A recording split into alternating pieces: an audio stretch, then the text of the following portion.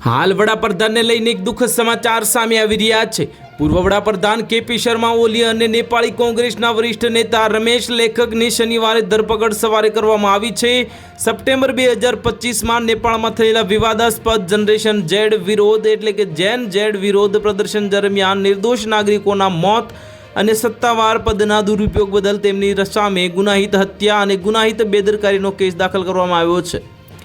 નેપાળના ગૃહ મંત્રાલય દ્વારા દાખલ કરવામાં આવેલી ફરિયાદના આધારે આ ધરપકડ કરવામાં આવી છે। પૂર્વ સ્પેશિયલ કોર્ટ જજ ગૌરી બહાદુર કાર્કીના નેતૃત્વ હેઠળ તપાસ પંચે આ હિંસા માટે કેપી શર્મા ઓલી, રમેશ લેખક અને તત્કાલીન પોલીસ મહાનિરીક્ષક ચંદ્રકુબેર ખાફાંકુને સીધા જવાબદાર ઠેરવ્યા છે। સપ્ટેમ્બર 2025માં નેપાળના યુવાનો દ્વારા શરૂ થયેલું આ આંદોલન શરૂઆતમાં સોશિયલ મીડિયા પરના પ્રતિબંધો અને સરકારી ભ્રષ્ટાચાર વિરોધનું હતું, પરંતુ 8 સપ્ટેમ્બરના રોજ કાઠમાંડુ સહિતના શહેરોમાં સ્થિત વણસી ગઈ હતી। પોલીસ અને વિરોધીઓના વચ્ચે થયેલી અથડામણમાં 70થી વધુ લોકોએ જીવ ગુમાવ્યા હતા, જેમાંથી 19 લોકોના મોત માત્ર 8 સપ્ટેમ્બરના રોજ જ થયા હતા।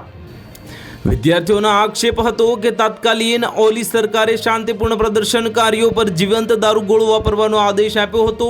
આ હિંસા બાદ જનતાનો રોષ એટલો વધ્યો કે કેપી શર્મા ઓલીની સરકાર પડી ગઈ હતી અને આ હાઈ પ્રોફાઇલ ધરપકડ બાદ નેપાળમાં ફરી એકવાર રાજકીય અસ્થિરતા સર્જાય તેવી સંભાવના છે।